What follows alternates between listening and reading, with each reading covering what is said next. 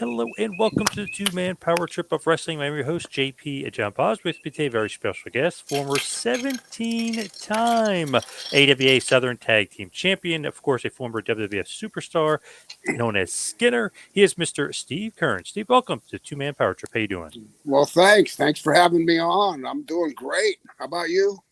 Doing very good. What is going on in your world right now? I know the big book, the return of the Steve Kern Chronicles.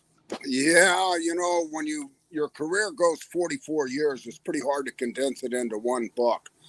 So the writer Ian Douglas actually talked me into two books, which is kind of a first for a planned thing. Sometimes guys get carried away and want to do a second book, but this is one of the ones that was a two-part series anyway. And so what it does is it starts off in the first book and it takes you from my childhood right straight through to 87 when I ended up with the Stan Lane as my partner in the Fabulous Ones. And at the end of that time period, I was contemplating getting out of wrestling because I was getting older. But lo and behold, I got drugged right back in. And now all of a sudden I'm a character. And so I went from a wrestler to an actor, which was fun. Skinner was a blast. But Doink, sorry to all them doinks that are out there, but I never was a big fan of doing that character. It was a pain in the ass to put that makeup on. So the Kern Chronicles Volume 2 is out there, the phenomenal wrestling resurgence of Steve Keirn.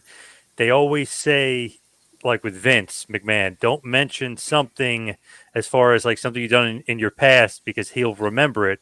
Barry Darso, he told him he was a Repo Man, and then he made him the Repo Man character. But with you, it sounds like Skinner, you mentioned it to Vince, and that's something he took to and you loved. Well, it was a situation where I wasn't sure what was happening in the wrestling world at the time. The territories were all caving in. I mean, all of a sudden it was boiling down to a monopoly, and WWE was holding the cards. And I'm blessed that I have friends that I had been made and then plus new. Hogan and I had gone to high school together, and I saw Jimmy Hart someplace here in Tampa and told him, I said, I need to get a job with the WWF.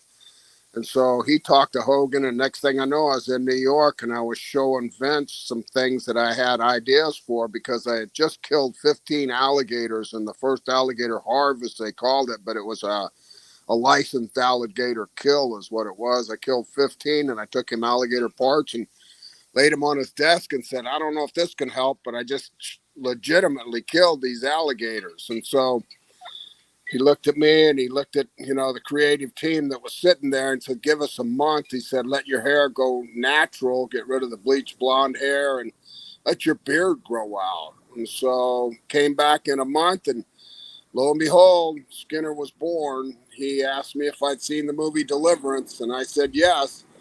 And he said, well, I want you to be one of those guys. And I was cute as one of the Fabulous Ones, so I thought he meant Burt Reynolds.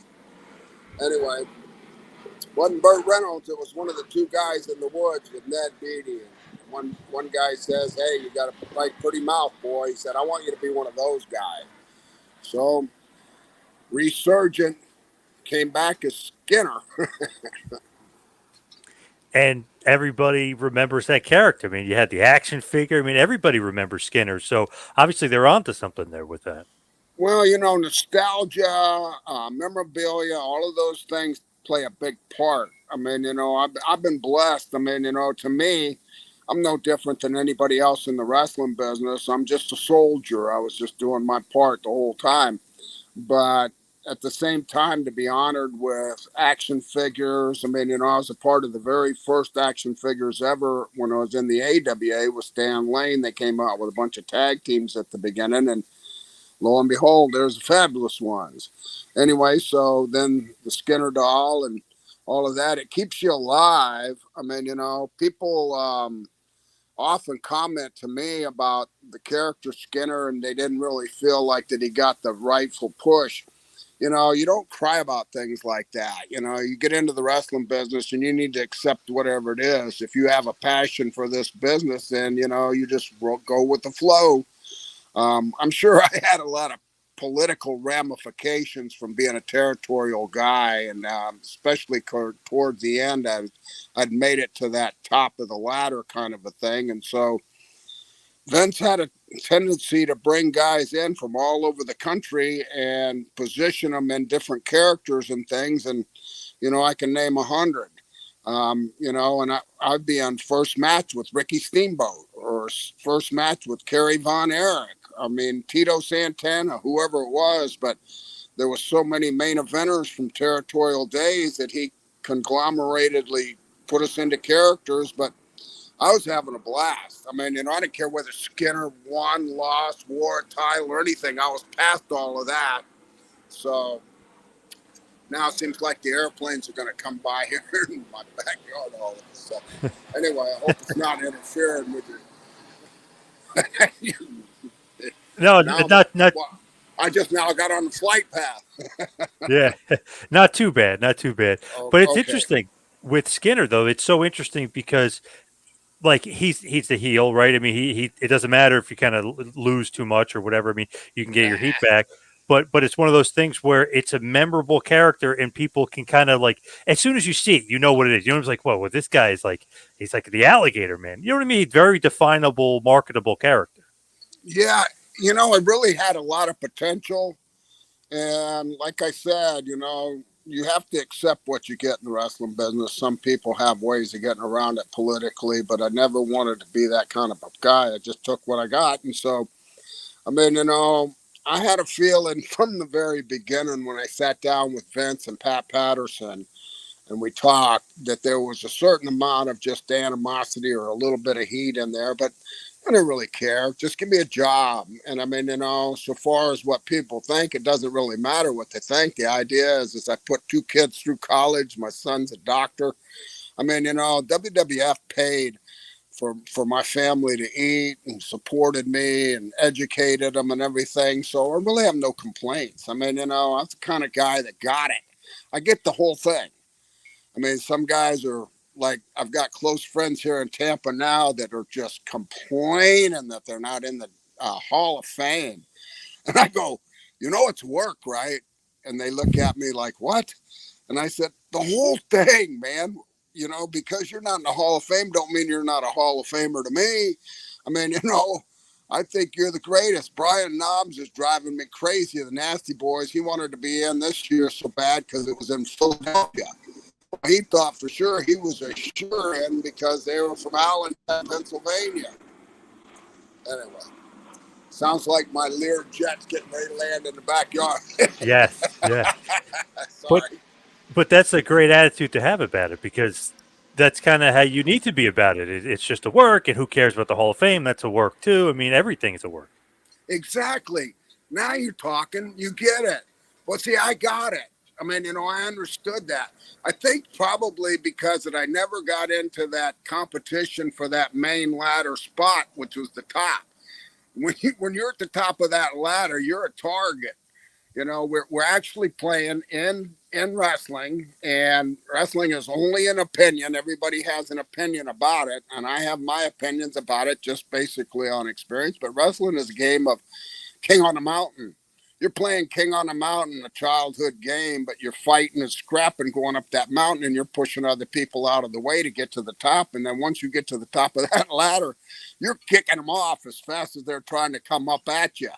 So I'd gotten to a point in my life after like 15 years of territorial wrestling, and I didn't want to play that game. I'd fought families where their son was a wrestler, their nephew was a wrestler, somebody, was a wrestler, and you just ended up saying, well, okay, well, that's part of it. They own the business, Even when I owned FCW, the developmental, and we took it to another level by developing talent that, is still there, that, is monopolizing it.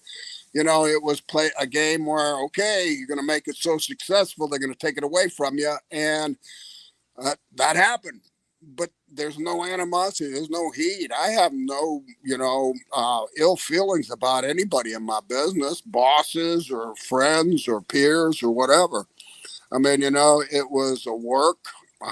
If it was a shoot, You're looking at one guy that honestly, to will admit to you, I wouldn't have never done it if it was real.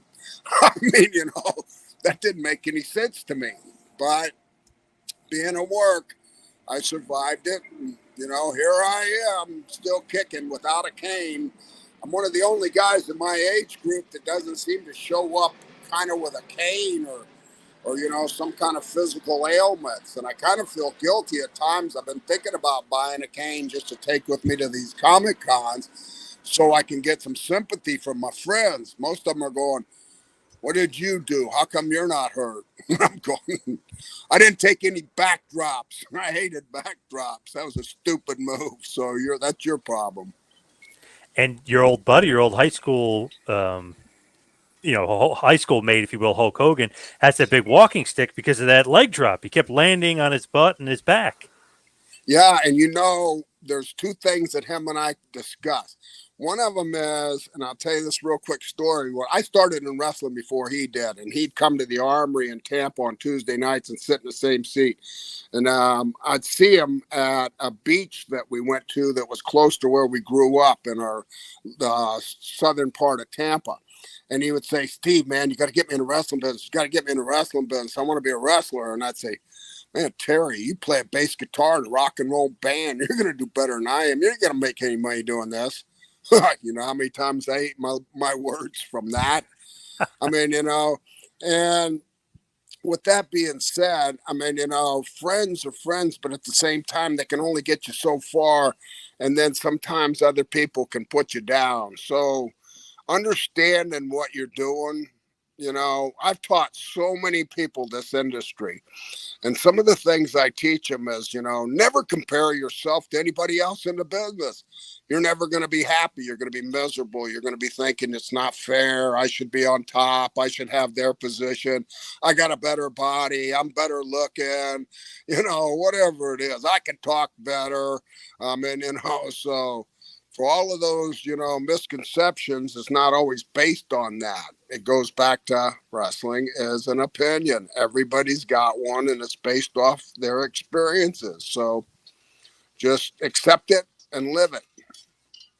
Now, what else were you and Hulk talking about? I know you were talking about how he maybe wouldn't make money. What else are you and Hulk talking about? Well, the cane.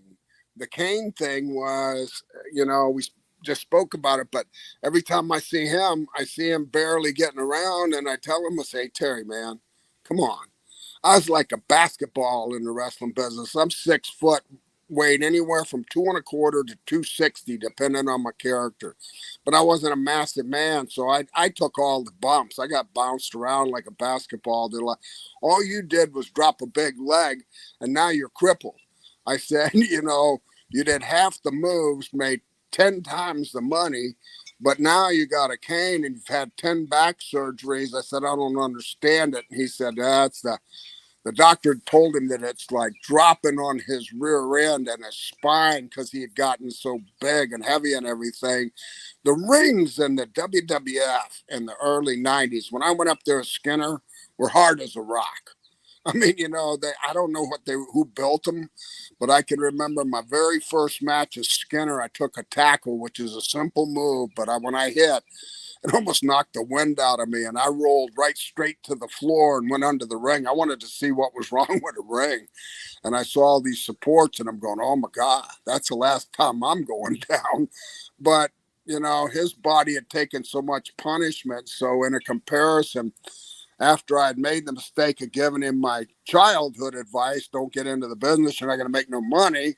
Now it's like I'm giving him my critique of his career about how come you're on a cane? I mean, it's like Andre the Giant being on a cane. He was never on a cane, and he is a monster, but he picked and chose the bumps he took. When you look at it with Hulk back then, too, did you ever think that he was going to be like a huge star? Like you're saying, like, "Yeah, don't get in the business. Go play bass at the Tootsie's Bar and Grill or whatever." You know what I mean? Like, did you ever think he would become what he became? At the first, it was kind of like I never really gave it much thought, who's going to climb a ladder. But when he made the Rocky movie and he wasn't some jabroni wrestler that they just threw in a movie with a crappy part. And he actually had a really good part of a very classical movie at the time, I can't think of the words for it, but a trend-setting times and eras or whatever, so far as movies.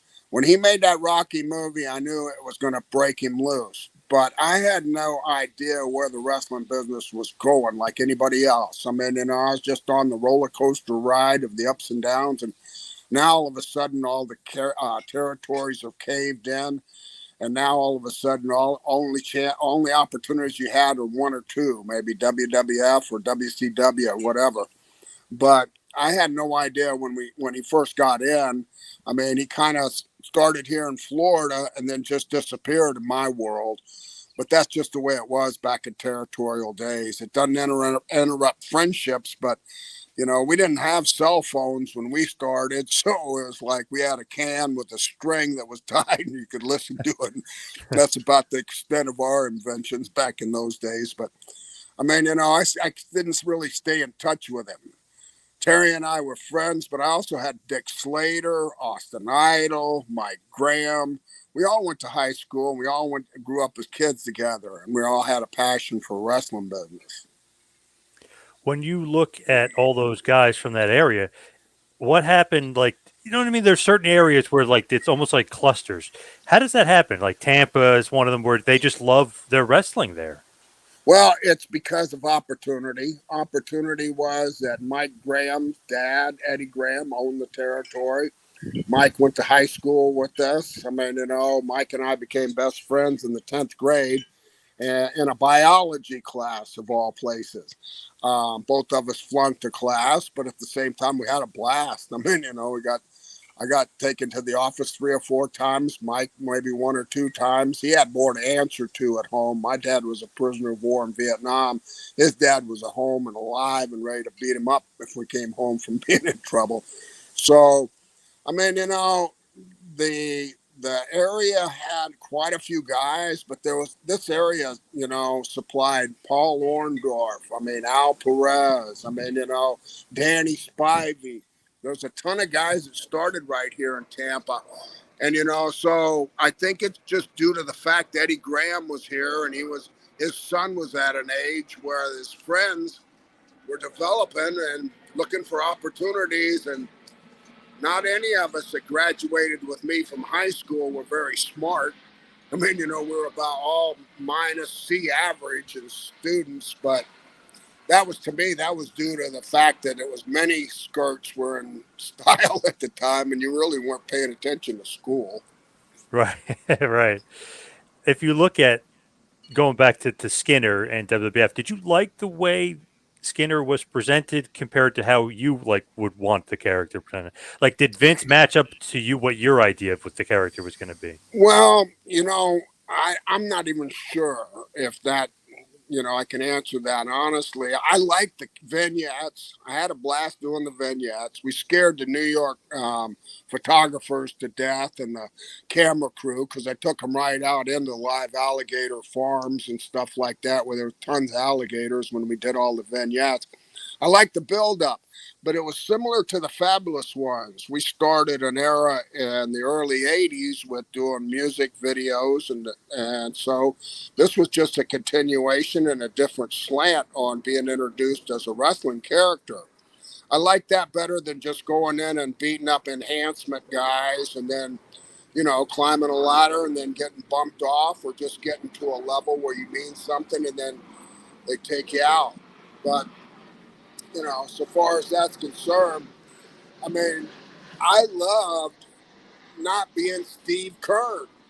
I've been Steve Keirn my whole career, whether I was in a team or whatever.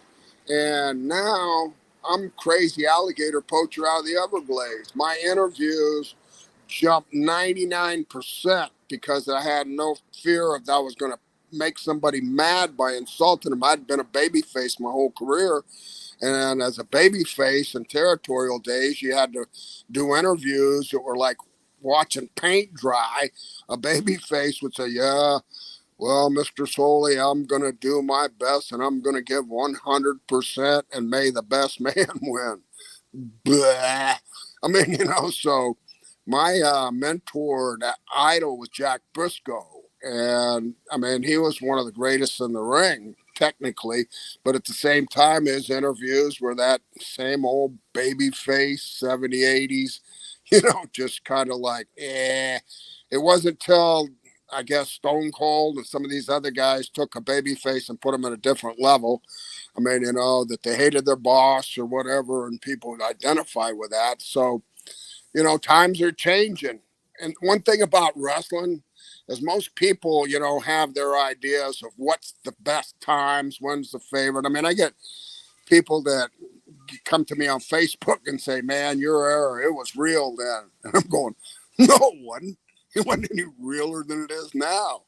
It's the idea was just a little bit different. There wasn't so much to make comparables to, like action movies was, Clint Eastwood, John Wayne. They killed one or two people. Now it's Keanu Reeves and John Wick and those characters that killed 9,000 people. So now wrestling's evolved into, here's my opinion, and this is the way I state it. Wrestling's evolved into more of entertainment to the fact that the matches are predetermined as always, but they're rehearsed. We never rehearsed matches. You were wrestling 7 nights a week, 9 times a week with television tapings, and you walked in there and it was all ad lib. In territorial days, it was you wrestle by emotion. Nowadays, it's by movement. Everybody wants to outdo each other on movements, high risk moves. If you watch a show, and you can be honest about this, if you watch a wrestling show, tell me you're not going to see a moonsault and 2 or 3 guys catching somebody. I mean, Right. that's the hokiest shit I ever saw. I mean, and they run it into the ground like it's the greatest move since sliced bread. I mean, but Hmm. it all falls on an opinion. For me personally, I know right now there's no way in hell I could be a wrestler. I couldn't start if I was 20 years old and started over again. I can't do a backflip. I can't do a front flip. I mean, I got a swimming pool had to have all my life, but I'm not about to do backflips and front flips and stuff like that. I'm just not an acrobat, and that's kind of a prerequisite. Second prerequisite nowadays, and I can tell you this from knowing, is how well known are you in social media?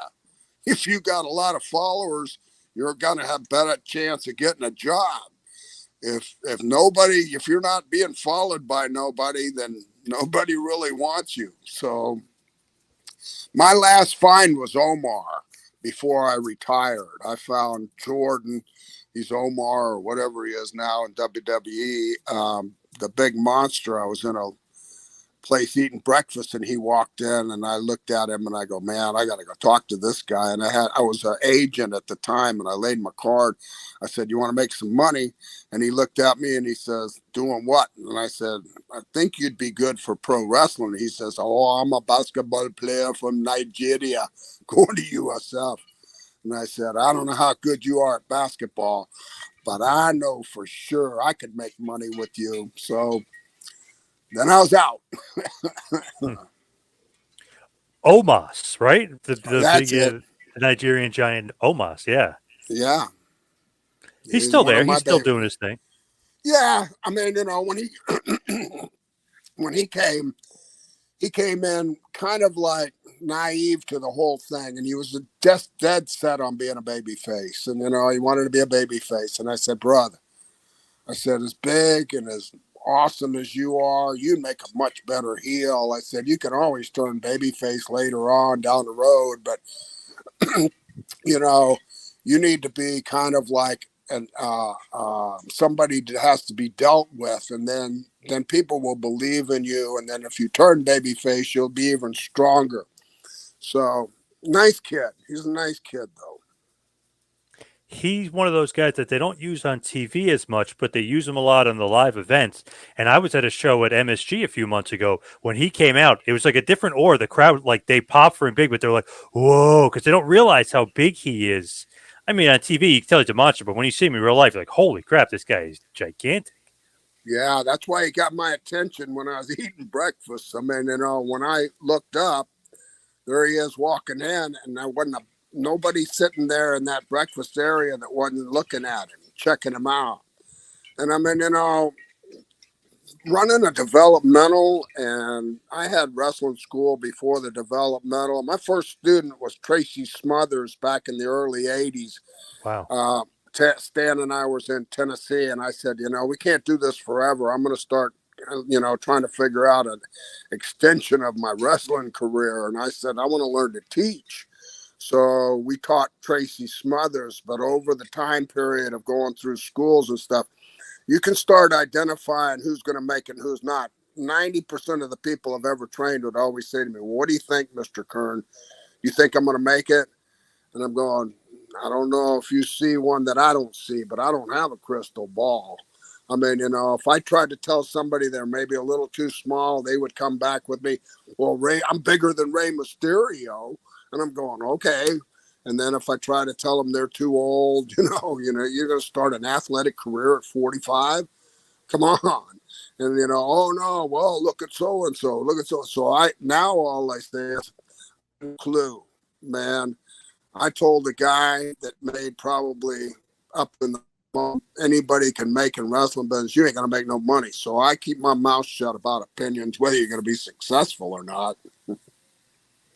Right. Obviously, you might have been a little off on the Hulkster. Ooh, was I ever? I don't even know if people would be talking about wrestling without the Hulkster nowadays. Obviously, wrestling would exist, but not WWE the way it does, obviously. No, I don't know. I mean, it's the same thing with Vince. I mean, everybody hates Vince. And I mean, I wasn't a big fan of Vince's, but I don't have anything against Vince. He's my boss. I don't know anybody that's ever had a boss that they loved their boss and wanted to hang out with their boss, but that's me. I mean, I wasn't a big fan of Jerry Jarrett. I wasn't a big fan of Vern Gagne's.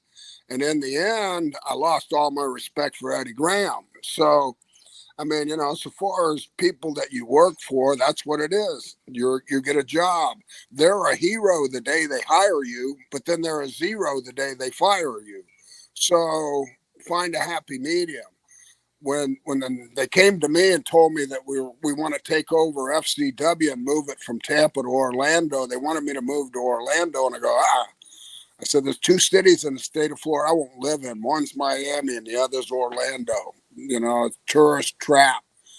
So they talked me into going there for a year, 3 times a week, which was like, having a root canal. But at the same time, I hung in there. And I just planned to eliminate. When they finally came to me, which was a guy that I had no respect for, came to me to tell me, his name was Canyon Seaman. They had hired him to help with talent relations, he was a volleyball player, like he knew nothing. But at the same time, he comes, well, we're going to have to tell you, we're not going to renew your contract. And I looked at him and I said, you promise? I said, I've been wanting to quit. I've been wanting to quit for the last 3 years. I mean, I'm so burnt out on teaching. I said, and he goes, no, we're not going to be able to. And I said, oh, man. And I hugged him. And he looked at me and says, I haven't had that kind of response. So what do you mean? He says, most of the time when we fire guys or let them go or don't renew their contract, they're all upset. And I said, no, I'm happy. I knew if I quit, I'd never come back. But I knew if you release me, hey, you never know, which is no, I won't come back. But at the same time, it was still, I wasn't quitting something. That was the way I looked at it. Why did he get hired, Canyon Seaman? Do you have any idea? I'm always kind of curious because there's no wrestling background there. Like, what was the point? I tell you what I believe, and it's just an opinion, and I don't know for sure a lot of things and a reason. They hired a lady named Jane that was a female lesbian golfer, too, to run talent relations, and that didn't really seem to fit or work well with me. But I tell you, I believe that it was because there was no political connection between them and anybody in talent. They had no responsibilities, no history, no I owe you. Oh, I know your dad. I know your brother. I know. And so they brought in somebody that was totally away from the business that was in charge. But they really realized after a short time that don't work. I mean, the lady Jane, one of her first laws that she wanted to give me was no hugging. None of the wrestlers need to hug each other. And that meant the girls don't hug the guys don't hug each other, whatever. But that's part of respect. And I don't shake hands with my friends. I mean, regardless how long I haven't seen them or whatever, when I see them, I walk up and I hug them. And that's just a sign of love and respect. It's not a sign of anything else, but at the same time, she looked at it like the girls are intimidated by having to hug old men. And I mean, okay. But at the same time, that's a choice they had. But no, she wanted to make it a law, no hugging. And I had to pull the plug on that. I had to go right straight to the main guy. I skipped John Laurinaitis and went to Vince and said, hey, that female golfer's okay, but she's trying to implement a rule down at FCW, no hugging. And we're just used to that. I knew a lot of my students in FCW since they were little kids. Natty Neidhart, Wyndham Rotundo, Taylor Rotundo, Richie Steamboat. I mean, Barry Darso's kid, Dakota Darso. I mean, Jerry Briscoe's son, Wes Briscoe. These kids I've known since they were little kids, and now they're trying to get into the industry. So, but times change, you just kind of got to roll with it. And I kind of rolled with most of the time changes, but it's, still in the back of my mind to have an opinion. So now with nobody to answer to except for God, my Savior, and my wife, I've got a really strong opinion, but, it really don't mean anything to anybody but me, I guess. So. Did you get along with Johnny Ace, Johnny Laurinaitis? Did you guys Oh or yeah, no? Oh, you did. absolutely. Yeah, and he came and worked for me when I owned PWF down here with Dusty, Gordon Soley, and Mike Graham. He came down here and he got a good start, and we put him in some matches and made him the manager for the sheep herders. And when I came back, I was in a dire strait, which is in the second book, how I had kind of gotten away from wrestling altogether. I mean, wrestling, I was looking for diversifying into something else because I didn't want to be an old wrestler. I had vowed to never, put on another pair of tights or anything when I got to a certain age because I didn't want to embarrass my family and myself. And so Johnny was the one that called me when I was in the worst position in my life and offered me a job as an agent that later they became producers, but that was the title when he hired me. And I mean, he pulled me, up out of the mud, and I went from 3 jobs of mowing lawns, running a wrestling school, and unloading trucks for UPS to a 6-figure income being an agent for the next 6 years. So he was strict. He was strict, but at the same time, I had a lot of respect for John because of, his knowledge in the business. He wasn't somebody that just came from some other business. Yeah, they always say he's great with finishes, right? I mean, his knowledge of wrestling and that, as far as that is concerned, was a plus for him. Yeah. Well, it's experience. You can't be in this industry and get to a position to where you're controlling things and trying to give people, things to do or things not to do when you haven't done it yourself. I mean, when I was an agent turned producer, I mean, it was me, Arn, Dean Malenko, Fit Finley. I mean,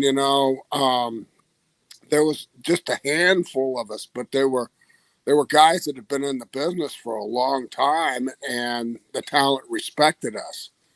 So I got the program. I mean, but that was a glorified babysitter job. I mean, I stopped liking the wrestling business when I became an agent producer because there's way too much responsibility. And then you're responsible for, like, I had matches and I'd be sitting in a gorilla position trying to predetermine where the guys were going to take the action, and they'd get off, and then Vince would be screaming in my ear on a headphone, what are they doing? What the hell are they doing? Where are they? And I just answer, I don't know, Vince. They're on their own now. Who knows? And then he'd cuss me out, and I'm not even in the ring. He's saying, Right. that's your match. I go, I know it's my match, but the only control I got is telling the referee with that earpiece to get them back on track. So you're fun so far as all you did was show up, get dressed, go out there, do your 10, 15, 20 minutes, whatever it was, come back, get dressed, and you're done. Whatever you did in the ring was your example, was your responsibility. But when you became an agent, you were responsible for everything, and you had to report on everything. And you know, they put me on the tours overseas, which was, now I got to watch where the guys go at night. Okay, or you guys don't get drunk, you know, don't get in trouble, whatever. Yep. And you're in a different kind of a position in business. So agent, not really a role that you took to or that you liked as much as far as being an agent and producer? I loved the income, but I hated the job. I mean, you know, and I remember when I had FCW, we had Joey Mercury working as a trainer for us there for a short time. And Joey kept telling me, I want to be an agent. I want to be an agent.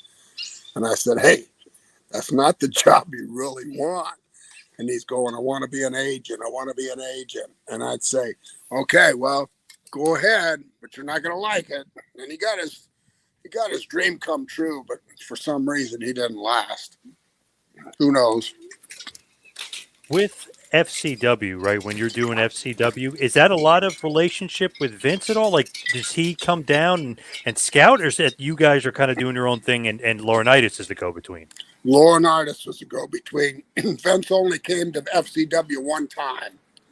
And when he came, it was really a weird situation because when he came, he actually didn't say anything after it was over. He just got up and left, went and got a limo and drove off. And I said to John Laurinaitis, I said, well, what do you think? He said he was overwhelmed.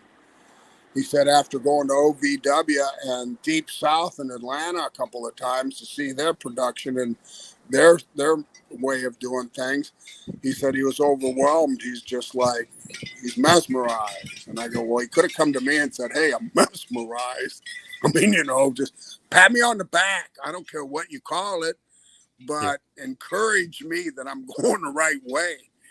So John Laurinaitis handled most of it because he is in charge of talent relations. So my communication at first was with John Laurinaitis and Ty Bailey, another guy that was never in the wrestling business, but he was kind of a scapegoat. If Ty fired you, you couldn't get mad at him because he's taking orders from somebody else. You're not even sure who fired you. You just know he's delivering the word. So anyway.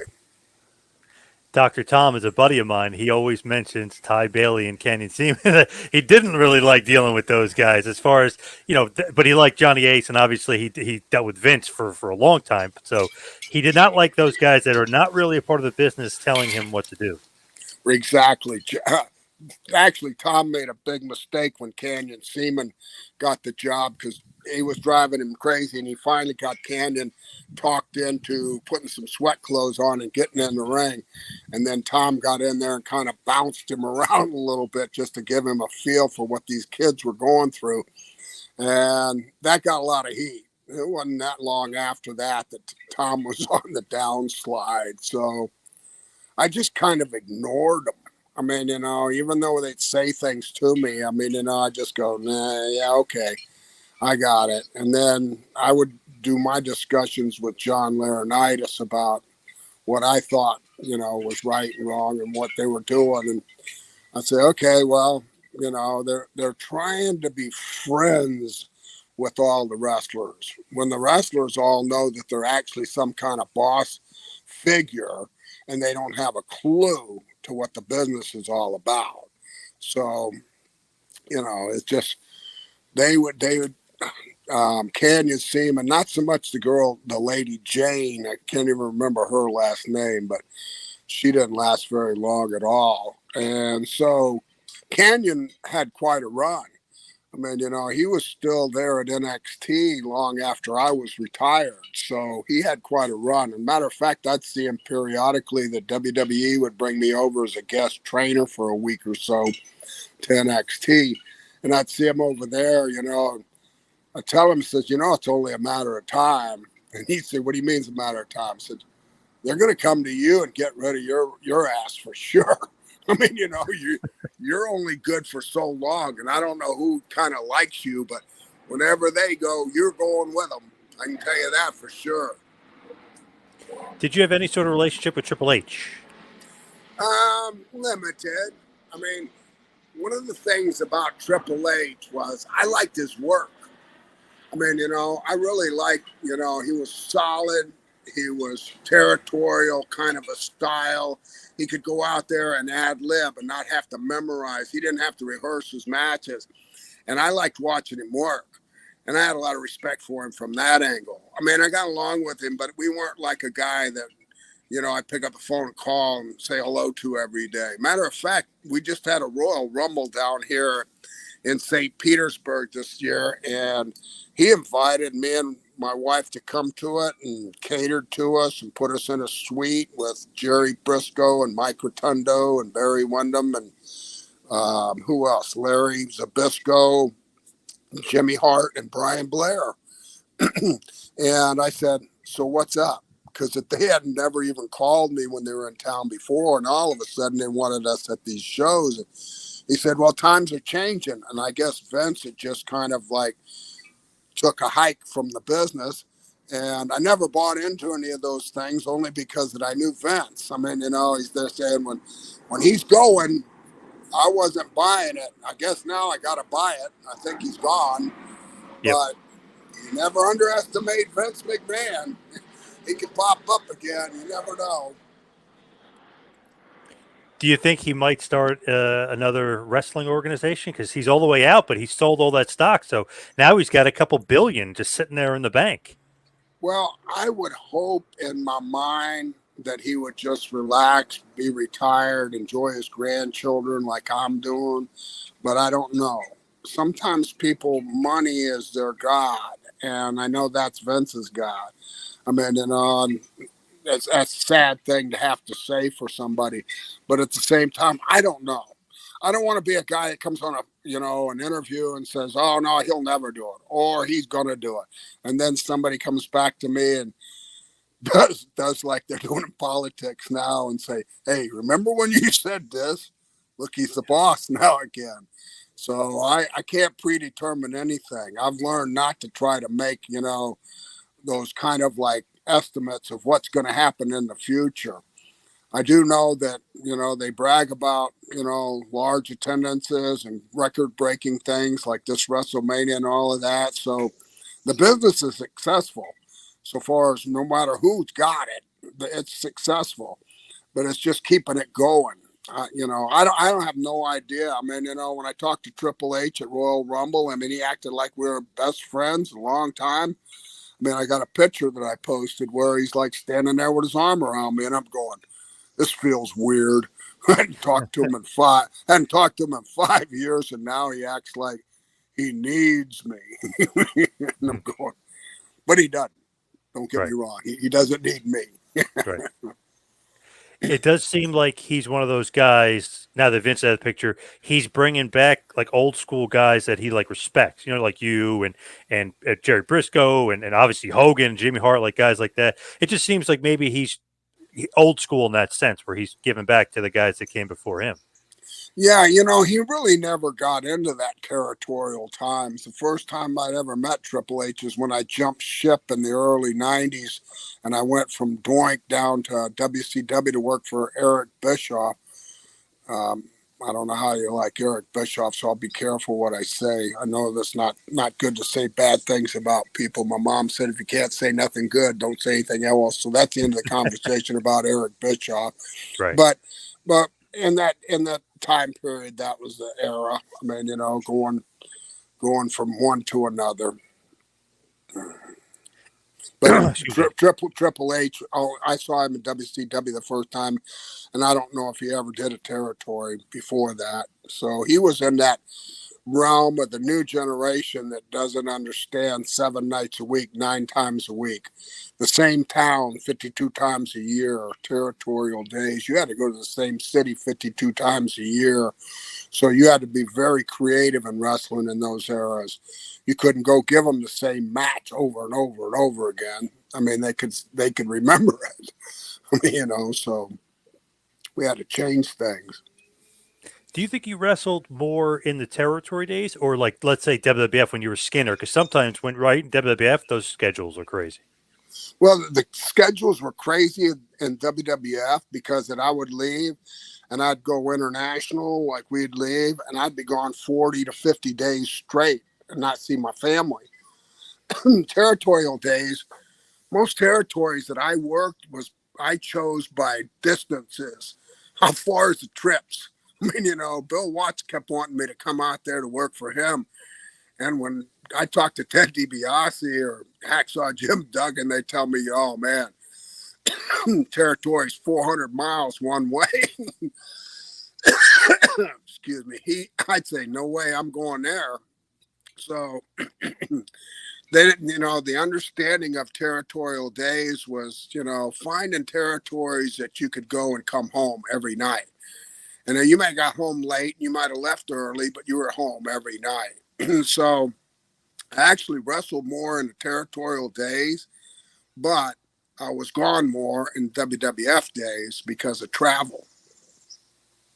Yeah, it does seem like those WWF schedules were just crazy. Like you'll be in Europe, then you'll be in Omaha. You know what I mean? It seemed like anywhere and everywhere they would travel to and put on shows back then. WWF. Oh yeah, you're in LA one night, you're in New York the next night, and then you're in Tokyo the night after that. Now that's a schedule. I mean, that's when you're going like, what? You sure my booking sheet's right?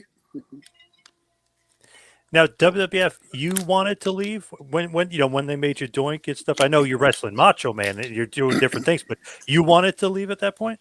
Oh yeah, I jumped ship too. I was doing Doink, and Matt Bourne got fired because he got caught smoking pot. I think Jay Strongbow went by a motel room or whatever, and they saw in there smoking pot. They fired Matt. Now I'm the only Doink. And I'm going, oh, no. I mean, it was working all right when I would work Europe and he had worked the States.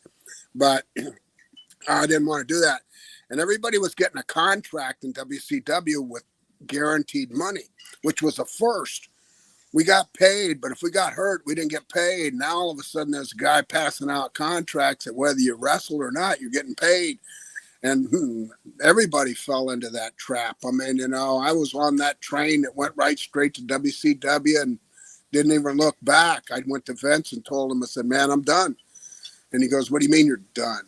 You're the only Doink now. I go, well, that costume will fit a lot of people. All you got to do is paint their face and get them to do stupid shit in the ring, and you got a Doink. And so, I mean, I went, Eric Bischoff couldn't figure out what to do with me. He bounced me around from Bobby Eaton as a team to he had me as a mask guy attacking Hogan when Flair and Hogan would wrestle. And I mean, just trying to fit me in, but I was one of those guys that was already 40. And, I felt like, well, he's going to use me or he's not going to use me. And inevitably, I worked for him for a year and probably only had 10 matches and made quite a bit of money for a year, guaranteed money, but then it was over. He just said, well, we don't know what to do with you, so you need to go somewhere else. Okay, where am I going to go? Japan? Right. So wasn't going back to WWF. Was Vince pissed like when you quit? Or was he mad at you? Nah, I was on a long list. I mean, it was like there's been several lists Vince had. I was on one of those lists that, it was bound to happen sooner or later. He knows I was famous for walking out if I wasn't happy. I mean, I did it for Jerry Jarrett, walked right out on a main event in Louisville, Kentucky, walked right through the audience and said, goodbye. I mean, so he knew I wasn't above doing something like that. So, like I said, I mean, when you've been in the wrestling business as long as I have, you have reputations and you have history. My history is that I was a soldier. You could ask me to do a job. Hey, would you mind putting this guy over? I don't mind. It's not real. Okay, I can put him over.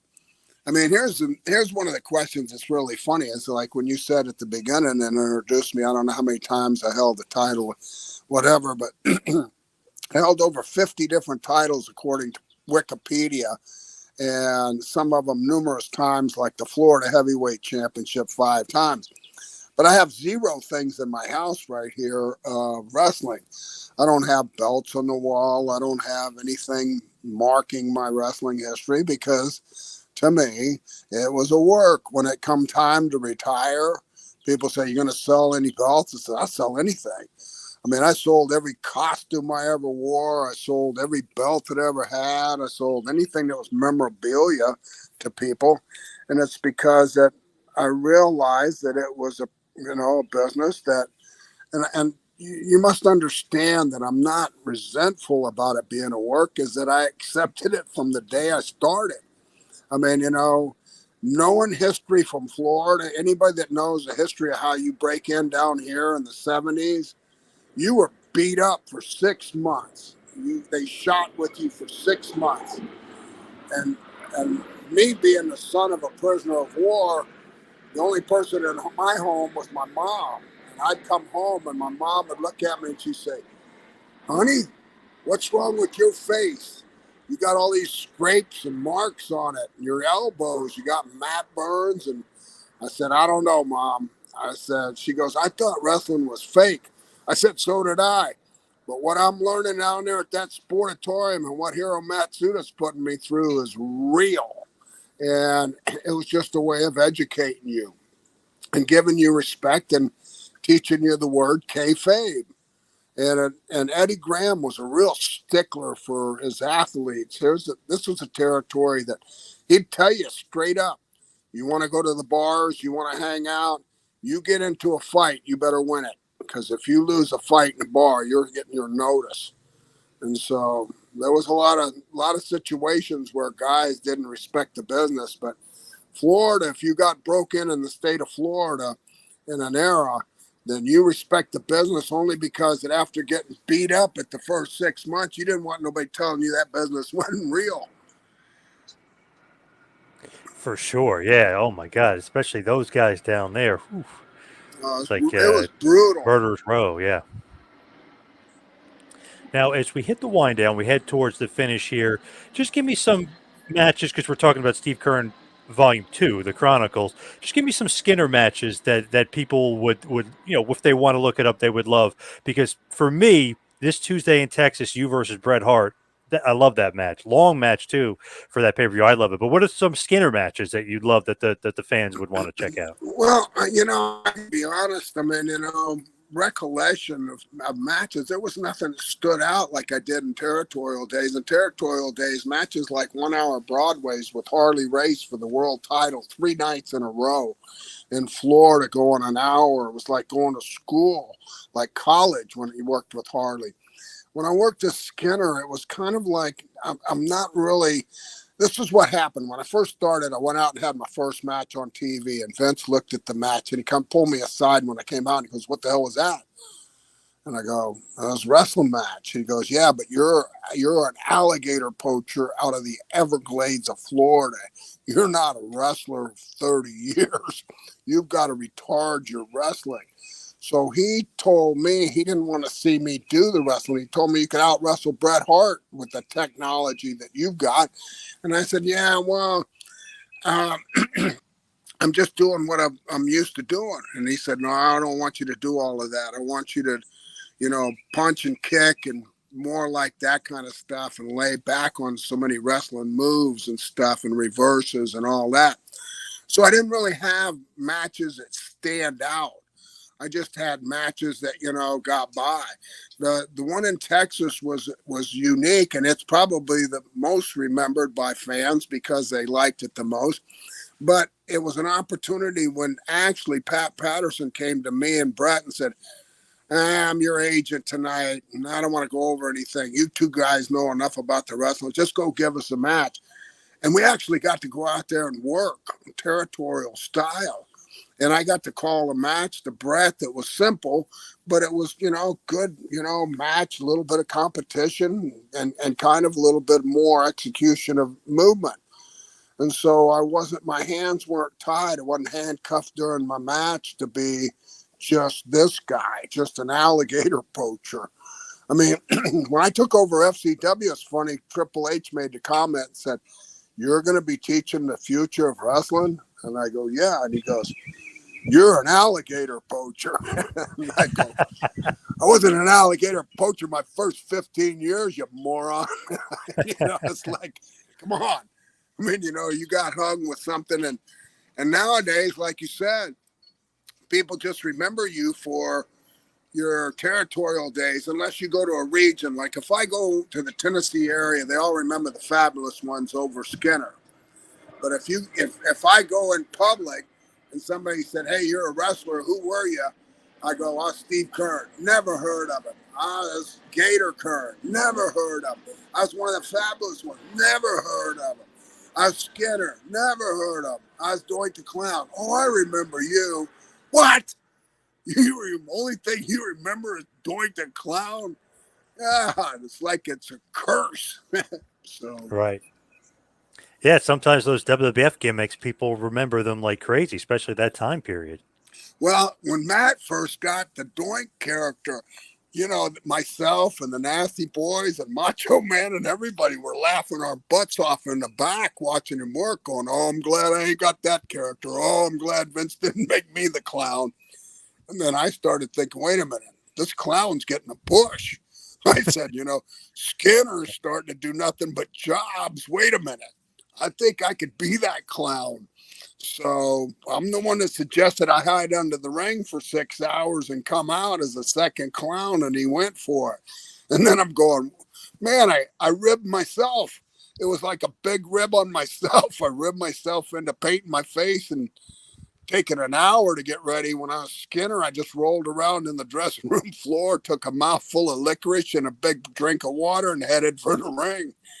Now I've got to do like the Divas. I got to paint my face for an hour. Then I got to put on this costume that it snaps in my crotch. I mean, forget it. That's so funny because you're thinking about it. It's like, damn it, this gimmick, what a waste. You know what I mean? Like, I'm wasting an hour of a day putting the makeup on and everything else. Yeah. Oh, yeah. And when we had double shots, sometimes we'd have double shots, an afternoon show. I can remember traveling with Randy, and Randy says, aren't you going to take that makeup off? I go, hell no. I'm going to leave it on. Whatever's left, I can just touch it up for the next show. And we'd go out to dinner and get some lunch or whatever. And Randy laughed his ass off because I come walking in with a face paint on like Doink the Clown. I mean, I didn't wear the green wig, but I'd walk in and he goes, "You're going to eat like that?" I'm going, hell yeah, I'm not taking it off. It takes too much time to put it back on. Now, give us one final push for the book. Why everybody should get the Kern Chronicles Volume 2, The Phenomenal Wrestling Resurgence of Steve Keirn. Well, what it's going to do is it's going to close up the story if anybody had the opportunity to buy the first one and they enjoyed it, which I got a lot of great reviews on how it flowed, even though it's like 400 pages. People said it was easy to read and it flowed. Well, that's because of Ian Douglas. Ian Douglas is a phenomenal writer, and he's taken my story that I've dictated to him over a year, and he's conglomerate. I mean, he's put it into storyline. Well, the second part of the wrestling story, this one that just came out, is the continuation, and it really pulls together territorial transition into cable. And it also gives wrestling fans and true wrestling fans that want to know more about the wrestling industry, it gives them an insight to what an agent and a producer does and what an old wrestler does and how they can actually diversify and stay right in the same business. And so it's kind of cool to read it because it's simple. I mean, it's not like it's a difficult thing to read or understand. It just kind of like, I'll give you an example. Meltzer is reading it now for his critique, and he's already texted me several times and said, I'm really loving the parts about the technical parts about building a territory and about, first of all, your job as an agent, never really realized what they did and producers. And then your second part of running the developmental. It's a whole insight to like you're being told what's really going on in the wrestling business. Now, if people are looking for me to trash other people or run other people down, that ain't going to happen. And it's also going to give you a testimony of my life and my beliefs. And I'm a Christian. I'm a born again Savior. My Savior is Jesus Christ, and I know what carried me through my life. And so it's kind of like a story that will give you several emotions.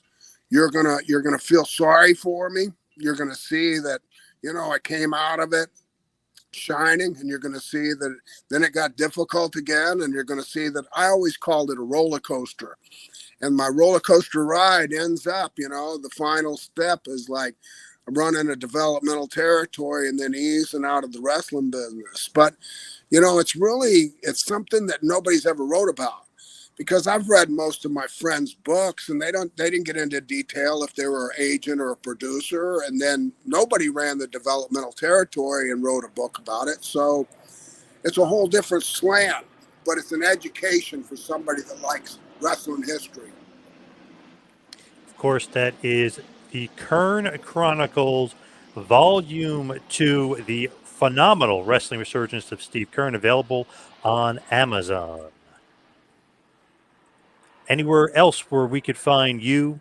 And do you do social media or anything like that? Well, I'm on Facebook, and the reason I'm on Facebook is because I'm promoting a book, and then plus it's given me an opportunity to stay alive, out of sight, out of mind in my industry, just like anything else. And so I'm doing a lot of comic cons. I'm doing a lot of autograph signing for memorabilia, and I'm a versatile character. When they hire me, they get Lon Chaney Jr., and that's kind of an old thing. If anybody don't understand, he wasn't a guy that played about 50 different characters. Yep. Wolfman, Dracula, Frankenstein, everybody. Well, I'm Skinner, Doink, Fabulous One, Agent, developmental guy. So you're getting a slant off of different characters and stuff. So it's just an opportunity to, educational wise, it's very interesting. My peers, I mean, you know, even in the book, you'll see things that you'll never seen before. It's like Macho Man was one of my best friends here in Tampa for years. And when my son was in the third grade, he asked me to come for career day. Now, if you can imagine a third grade class with 30 third graders sitting in it, and me and Randy show up to talk about our career. Randy had to go because it was my son. He just wanted to be a part of it. But you'll see pictures of me and Randy in front of a third grade class, and I tell him, well, he's a good guy and I'm the bad guy. But it's usually the other way around. The ugly guy is usually the bad guy. But he's the good guy, even as ugly as he is. Yeah. But you don't want to grow up to be a wrestler, you know. Make sure you're educated. So it gives a lot of insight to that. Plus it gives a lot of, you know, the real parts of what I feel blessed about being in the wrestling business for. And, you know, the friendships I made and the people I met. I mean, you know, I put people as pictures of celebrities and people that would come backstage just to meet. And when I was in L.A., Arsenio Hall, MC Hammer, and Eddie Murphy, the only character they wanted to meet was Skinner. And it was because they liked me. And so I've got pictures in the back with them. And I mean, you know, I tried to portray and tried to give examples of things people would never see or never would have heard about because it's part of a life story. So I feel like it's interesting. I mean, I've read it twice, and the only other book I've ever read is the Bible. So, I mean, you know, so for it to keep my interest, even though it's my life story, Ian, I can't tell you how much Ian had done, but Ian's done a fabulous job. He's done several books. I mean, he did Brian Blair's, he did Hornswoggle's, he did Bohemian Rhapsody just recently, which is the history of wrestling in the Bahamas. I actually wrote the foreword for that one, but you know, God bless everybody that's watching. I hope you enjoy it. If you get the book, thank you very much for taking the opportunity to read it. And, you know, look forward to seeing anybody on Comic Cons or wherever.